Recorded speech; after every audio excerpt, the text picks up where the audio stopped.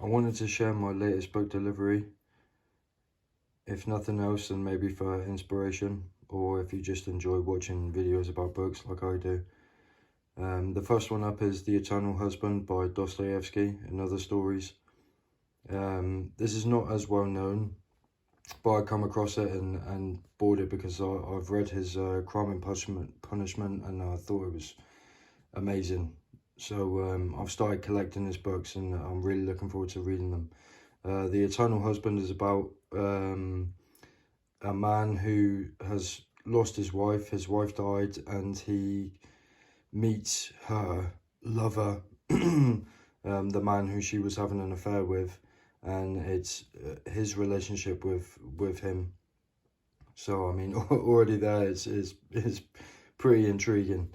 So I mean, Dostoevsky, he's an amazing character. This guy was cast out, exiled from Russia because of his political views. He was put to hard labor in Siberia. It was literally at the last minute he was put to death by, I think it was the firing squad, or maybe hanging. They changed the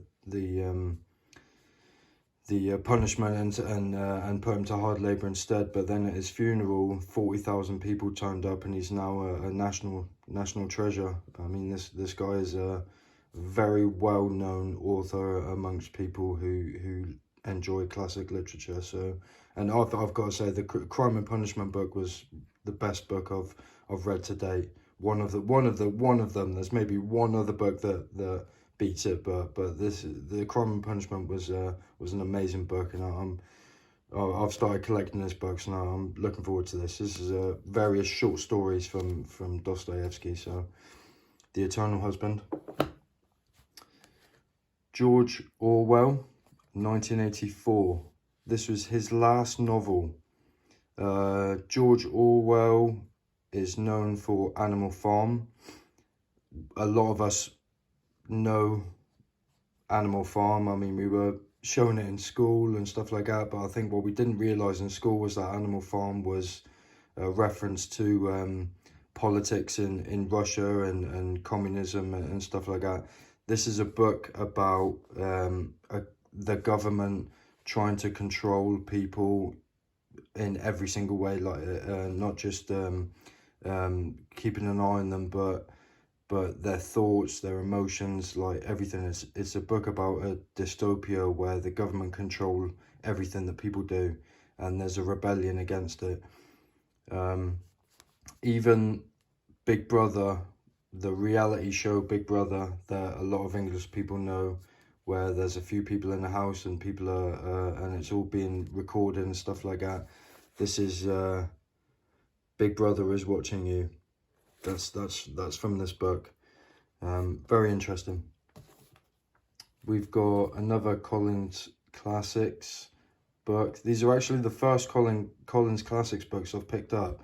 Normally I buy Oxford or Penguins because they're very established publishers, and the translations are really good, the notes are really good, the introductions are really good. So these are the first couple of books by Collins that I've picked up. So I'm really looking forward to that. I mean, I think the books are pretty sound. They seem pretty sound. One thing about books I don't like is if the text is too close to the middle of the book, like trying to hold the book open, and it's annoying if you can't. You see what I mean? I mean, that's not too bad. This is brand new, so it needs to be worn in a little bit. But either way, we've got a book here, Myths and Legends of Ancient Greece and Rome. It's history, it's ancient history. I love ancient history, and the ancient gods that are classed as history now. I mean, there's a lot of people that are saying that even Christianity and Islam and stuff like that is going to be gone at some point. I mean, there's a lot more atheists now than there was, a few years ago, and I don't know. I mean, it's nonetheless it's stories. It's what they believed in, It's good stories. It's stories we learned about in school. So that's Myths and Legends. This is another Oxford World Classics book. I've got a few of these. I really love the scholarly aspect to Oxford Classics. I mean, when it comes to history, there's no beating an Oxford book. And this is the Castle of Otranto. This guy, Horace Walpole, is the pioneer of Gothic horror. This is the first horror book that was ever written. I mean, all the classics that we know, what we would call classics today, modern readers would call classics, like Stephen King and whatnot. This guy started it all. He spawned classic horror novels. This is a story about a prince in a castle who loses his son and starts experiencing supernatural, yeah, whatever you want to call it. I mean, this is, and the artwork, I mean, Oxford are second to none when it comes to artwork for their books. I mean, that's absolutely beautiful. So another one I'm really looking forward to. The Alchemist. I can't say I know much about this book other than it's a classic and it is the first self-help book that's ever been written. It's about a boy traveling, seeing new places, meeting new people, on a journey. He ends up in North Africa. He meets this guy who's an alchemist, and there's a lot of life lessons going on here. So this is it's very interesting. Like I say, I don't know much about it, but it's got some really good reviews. I mean, if you look at some lists of books you have to read before you die, this is on the list. I mean, this is one of them. So and it's a aesthetically pleasing book. I like the colours. It's very bright, very colourful. I really like this. So that's another one. It's not too big. I mean, you know, I would say a normal book is maybe between 300 and 400 pages. This can be more than a couple of hundred pages, but I'm looking forward to that. The next one is Ivanhoe by Sir Walter Scott.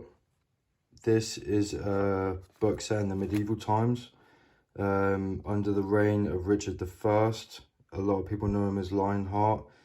He was crusading in the Middle East, whilst his brother King John was making a shit show of England. And this is a medieval story which also intertwines Robin Hood and the Knights Templar, and there's a lot of stuff going on here. You can see that's a pretty standard size. Oh, that's our little mate there. Yeah, had to say something. So yeah, that's another good one. Back to Dostoevsky and Devils. This is a story about a murder that happened in Russia in the late 1800s, which was pretty brutal. I mean, it was pretty savage. And Dostoevsky is very psychological. I mean, I think this is a book of his psychoanalysis of people in Russia at the time, because I mean they were pretty savage as a nation, like, if I can say that. You know, he analyzes the thoughts and the actions of people in Russia at the time, and obviously this was a very horrible incident with a young boy that was murdered in a horrible way. So this is trying to get into the mind of people at the time. And again, Dostoevsky's a very well-known author amongst classic literature and stuff like that. So that's that one. Bloodlands. This is something a little bit different. This is a more modern book, and this is Europe between Hitler and Stalin. what I like about this book is that it is, he's written this book from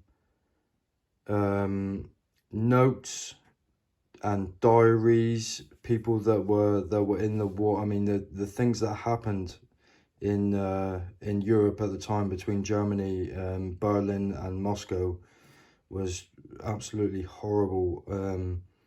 So it's pretty, yeah, gloom, you know, doom and gloom, but it gives you an insight into what was going on. And like I say, he's used notes that were sent. He's even used notes that were thrown out of train windows to his family, to their families, and things like that. I mean, he's taken so many different bits and pieces from this time in history, and then put them all together and written this book. So and it's got some good reviews, so I'm looking forward to that.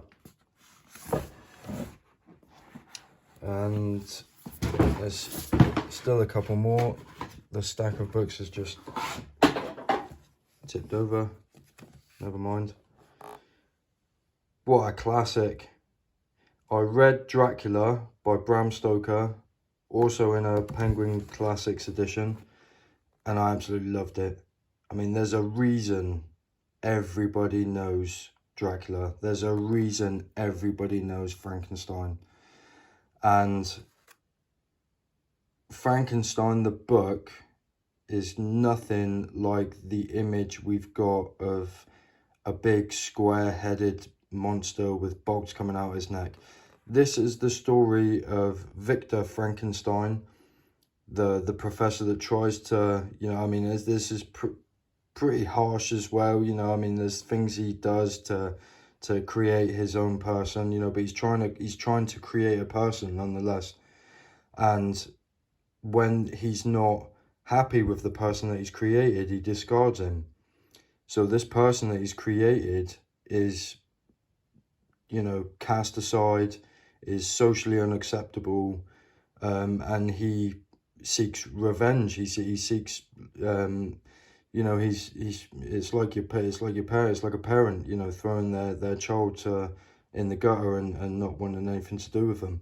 So Frankenstein is on the, you know, well, I don't know how to say on image, but he's you know, he's hurt, and it's a very emotional book. I don't think it's should be taken as a comical horror book. I think it's very deep from what I know. I haven't read it, but from what I know, this is a very deep book about human emotion and social acceptance and stuff like that. So so this is and again, the artwork. I mean, these big publishers, Penguin and Oxford, I mean, they make these books, so the artwork is absolutely stunning.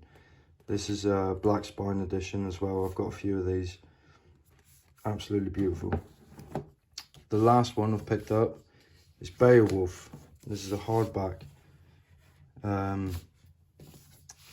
This is a story of a warrior coming to Denmark, of all places, where he encounters monsters and dragons and all this sort of thing. I mean, this is the original fantasy book. You know, you've got Lord of the Rings, you've got all these different Game of Thrones and all that sort of thing. This is the first ever English Anglo-Saxon book that was ever written. Like, think about that for a minute. This is the first book that was ever written by the Anglo-Saxons, and it's a story about a guy coming to Denmark and ripping the place up, and then he ends up being king. And this is an absolutely beautiful book as well. Look at that. So that was my latest book collection. I got delivered off the internet, and do you know what? And they only cost like a couple of quid each. I can't believe it. Literally, I went on the website and they cost £2-3 each. So that's why I ended up buying so many of them. That was it. Take care. Loads of love.